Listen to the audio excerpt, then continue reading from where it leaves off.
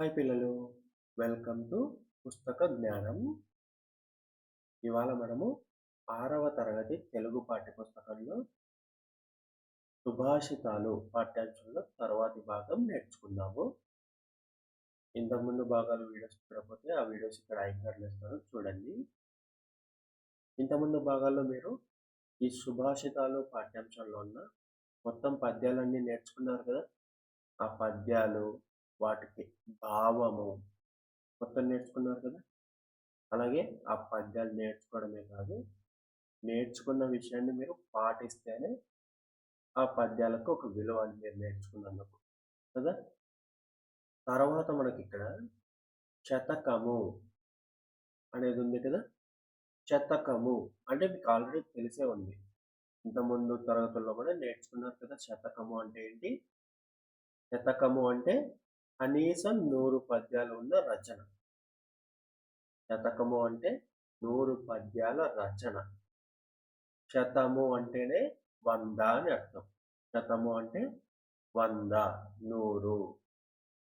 శతకం అంటే 100 పద్యాలు కలిగిన రచన. శతక పద్యాల చివర మకుటం ఉంటుంది. మకుటం అనేది ఉంటుంది. శతకంలో ఉన్న పద్యానికి మకుటము అనేది ఉంటుంది. ఈ మకుటం మీరు ఆల్రెడీ పద్యాలు చూశారు. ఇక్కడ చూడండి, మొదటి పద్యంలో చివర తెలుగు బిడ్డ అనేది ఉంది కదా. ఇలాగే తెలుగు బిడ్డ అని చెప్పేసి మీరు ఇంతకుముందు తరగతుల్లో నేర్చుకున్న పద్యాల్లో కూడా ఉంది కదా. అలాగే బాగా ఎక్కువగా నేర్చుకున్న పద్యాలు, వేమన పద్యాలు ఉన్నాయి కదా. వాటిల్లో కూడా చివర్లో విశ్వదాభిరామ వినురవేమ అని అన్ని పద్యాల్లోనూ ఉంటుంది. ఆ శతకంలో ఉన్న అన్ని పద్యాల్లోనూ విశ్వదాభిరామ వినురవేమ అని ఉంటుంది కదా. అలాగే నెక్స్ట్ చూడండి, మళ్ళీ లలిత సుగుణ జాల తెలుగు బాల. ఈ శతకంలో కూడా మీరు అన్ని పద్యాల్లోనూ లలిత సుగుణ జాల తెలుగు బాల అనేది చూసే ఉంటారు. తర్వాత ఇక్కడ యదీప అనేది, దాని తర్వాత కుమార శతకంలో కుమార, తర్వాత కుమారి శతకంలో కుమారి, అలాగే కాళికాంబ హంస కాళికాంబ, దాని తర్వాత భాస్కర, దాశరథి కరుణాపయోనిధి. ఇవి మీరు అన్ని పద్యాల్లోనూ, అంటే ఆ శతకంలోనూ అన్ని పద్యాల్లోనూ ఈ మకుటం అనేది ఖచ్చితంగా వచ్చే ఉంటుంది. మీరు ఇంతకుముందు తరగతుల్లో నేర్చుకున్న పద్యాలు ఒకసారి గుర్తు చేసుకుంటే, ఆ పద్యాలన్నిట్లో కూడా ఈ శతకం నుంచి తీసుకున్న పద్యాలన్నిట్లోనూ కాళికాంబ హంస కాళికాంబ అనే మకుటం ఉంటుంది. అలాగే వేమన పద్యాలు తీసుకుంటే వేమన పద్యాలు అన్నిట్లోనూ విశ్వదాభిరామ వినురవేమ అనేది ఉంటుంది. అలాగే తెలుగు బిడ్డ, లలిత సుగుణ జాల తెలుగు బాల, ఇది తెలుగు బాల శతకంలోను. యదీప, కుమార, కుమారి, ఇవన్నీ మకుటాలు అన్నమాట. మకుటము అంటే శతకంలోని అన్ని పద్యాల్లోనూ ఖచ్చితంగా చివరిలో ఉంటుంది. చివరిలో ఒక పదంలాగా అయినా ఉంటుంది, లేదా చివరి పాదం, 4 పాదాల్లో చివరి పాదం మొత్తం మకుటంగానే ఉంటుంది. వేమన పద్యాల్లో చూసుకుంటే మనకు ఎక్కువ పద్యాలు చివరి పాదం మొత్తం మకుటంగా ఉంటాయి. అంటే విశ్వదాభిరామ వినురవేమ అనేదే ఉంటుంది చివరిలో. కొన్ని పద్యాల్లో మాత్రమే వేమ అనేది మాత్రమే మకుటం ఉంటుంది వేమన శతకంలోది కదా. అలాగే ఇక్కడ చూసుకుంటే తెలుగు బిడ్డ అనే ఒక్క పదం మాత్రమే చివరిలో అన్ని పద్యాల్లోనూ వస్తుంది ఈ శతకంలో. ఈ విధంగా చివరిలో ఉన్న ఒక్క పదం కానీ, లేదా పద్యంలోని చివరి పాదం మొత్తం కానీ ఒకే రకమైన పదాలు వస్తే అది మకుటము అంటారు. అన్ని పద్యాల్లోనూ అదే పదాలు వస్తే అది మకుటము. మనకి శతకాల్లో ఉన్న పద్యాలు ముక్తకాలుగా ఉంటాయి. ముక్తకము అంటే కూడా మీకు ఆల్రెడీ తెలుసు. ముక్తకము అంటే ఏంటి? ఏ పద్యానికి ఆ పద్యం స్వతంత్ర భావం కలిగి ఉంటుంది. ముక్తకము అంటే ఏ పద్యానికి ఆ పద్యం దానికి స్వతంత్ర భావము కలిగి ఉంటుంది. అంటే ఒక పద్యం ఉంది అంటే దానిలోనే మొత్తం అర్థం ఉంటుంది. మనకొక విషయం చెప్పాలనుకుంటున్నప్పుడు ఆ మొత్తం విషయాన్ని ఒక పద్యంలోనే చెప్పేస్తారనమాట. అది ముక్తకము. మనకి ఇక్కడున్న ఈ పద్యాలన్నీ చూసుకుంటే మీరు, ఈ పద్యానికి దానికి ముందు పద్యంతో గాని, దాని తర్వాత పద్యంతో గాని సంబంధమేం లేదు. దాని ఉన్న పూర్తి అర్థము ఆ ఒక్క పద్యంలోనే వచ్చేస్తది కదా! ఇవి ముక్తకాలు. ముక్తకం అంటే కూడా మీరు కింది తరగతిలో నేర్చుకున్నది ఆల్రెడీ. ఇప్పుడు మకుటం అనేది ఉంటుంది అనుకున్నాం కదా శతకంలో.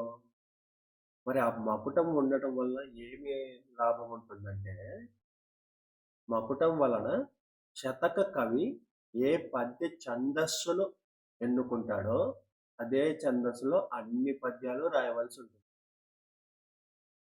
ఇక్కడ మీకు పద్యానికి ముందు ఆ వే ఆ వే ఆ వే కం కం మళ్ళీ కం దాని తర్వాత మళ్ళీ ఆవే దాని తర్వాత చా దాని తర్వాత ఊ ఇలాగ ఉన్నాయి కదా. ఇవేంటో మీకు తెలుసా? పద్యంకి ముందు అలా ఎందుకు ఇచ్చారో? ఛందస్సు అంటే ఏంటో తెలుసా? ఛందస్సు దాని గురించి మీరు పై తరగతులకు వెళ్ళిన తర్వాత పూర్తిగా నేర్చుకుంటారు. ఇప్పుడు మీరు అర్థం చేసుకోవాల్సింది ఏంటంటే, మీకు తెలుగులో వ్యాకరణం అనేది ఉంది కదా. అంటే వాక్యాన్ని ఎలా రాయాలి, ఏ పదం ఎక్కడ వాడాలి అనేది ఉంది కదా తెలుగులో. అలాగే ఇంగ్లీష్లో గ్రామర్ అనేది ఉంది కదా. ఏ పదాన్ని ఎక్కడ ఎలా ఉపయోగించాలనేది గ్రామర్ ద్వారా నేర్చుకుంటాం మనం. ఇంగ్లీష్లో కానీ, తెలుగులో అయితే వ్యాకరణం అంటాం, ఇంగ్లీష్లో గ్రామర్ అంటాం. అలాగే పద్యాలకి ఛందస్సు అనేది గ్రామర్ లాంటిది. ఆ పద్యంలో ఏ పదాన్ని ఎక్కడ ఎలా ఉపయోగించాలి, పద్యాన్ని ఎలా రాయాలి అనేది ఛందస్సు నిర్ణయిస్తుంది. ఛందస్సు ప్రకారమే పద్యం రాస్తారనమాట. మీరు బాగా చూస్తే అన్ని పద్యాల్లోనూ మీరు ఇప్పటి వరకు నేర్చుకున్న అన్ని పద్యాల్లోనూ 4 పాదాలే ఉంటాయి కదా. ఇలా 4 పాదాలే ఉంటాయి కాబట్టి అది ఈ ఛందస్సు ప్రకారం ఉంది అని చెప్పచ్చు. అలాగే పద్యంలో ఏ పదం ఏ దీర్ఘం ఎక్కడొచ్చింది, ఎక్కడ ఒత్తులు వాడారు, ఇవన్నీ కూడా ఛందస్సు ప్రకారమే రాయాలన్నమాట. ఇక్కడ చూస్తే మీరు వేమన శతకంలోని అన్ని పద్యాలు కూడా విశ్వదాభిరామ వినురవేమ అని ఉంటాయి కదా మకుటము. ఈ మకుటము ఏ ఛందస్సు ప్రకారం అయితే ఉందో మిగతా అన్ని పద్యాలు కూడా అదే ఛందస్సు ప్రకారం ఉండాలి. ఇక్కడ ఆట వెలది, ఆ వే అంటే అర్థము ఆట వెలది. ఛందస్సులో ఆట వెలది అనేది ఒక రకం, పద్య రచనల్లో అదొక రకమైన రచన. ఛందస్సు ఆట వెలది అనే ప్రకారమే వేమన శతకంలోని మిగతా అన్ని పద్యాలు ఉంటాయన్నమాట.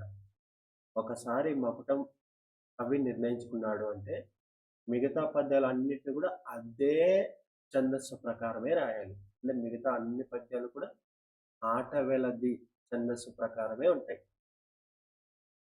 అలాగే ఇక్కడ కమ్ అని ఉంది కదా. కమ్ అంటే కందము.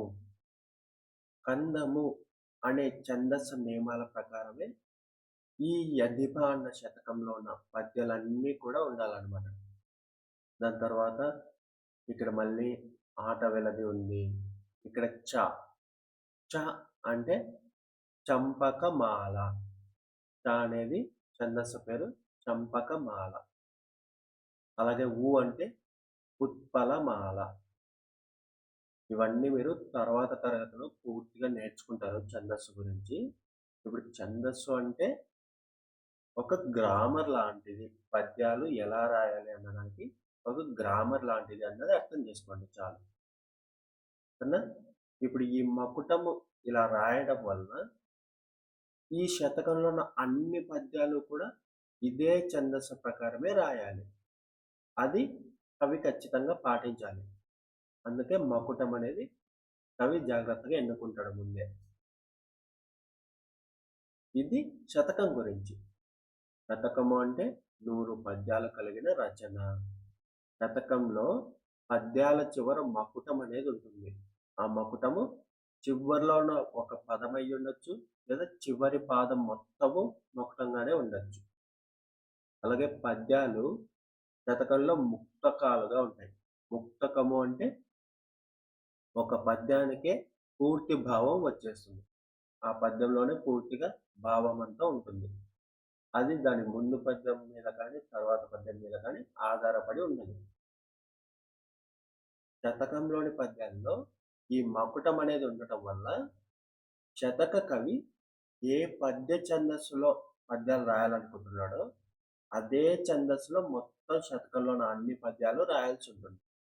అది మకుటం వల్ల ఉపయోగం. అర్థమైంది కదా శతకం అంటే? దాని తర్వాత మీరు ఈ పద్యాలన్నీ ఆల్రెడీ నేర్చుకున్నారు కదా. ఆ పద్యాలు నేర్చుకున్న దాన్ని బట్టి, మీకు అర్థమైన దాన్ని బట్టి ఇక్కడ అవగాహన ప్రతిస్పందనలో కొన్ని ప్రశ్నలు ఉన్నాయి. ఈ ప్రశ్నలు చదివి మీరు మీ సొంత మాటల్లో సమాధానాలు రాయండి వీటికి. సరేనా? అలాగే ఇక్కడ వర్గీకరణ సృజనాత్మకత కింద మొదట 4-5 వాక్యాల్లో జవాబులు రాయాల్సిన ప్రశ్నలు, తర్వాత 8 నుండి 10 వాక్యాల్లో జవాబులు రాయాల్సిన ప్రశ్నలు ఉన్నాయి. వీటిని కూడా మీరు రాయండి, సొంత మాటల్లో రాయండి. సరేనా? తర్వాత భాగంలో మనము భాషాంశాలు నేర్చుకుందాం.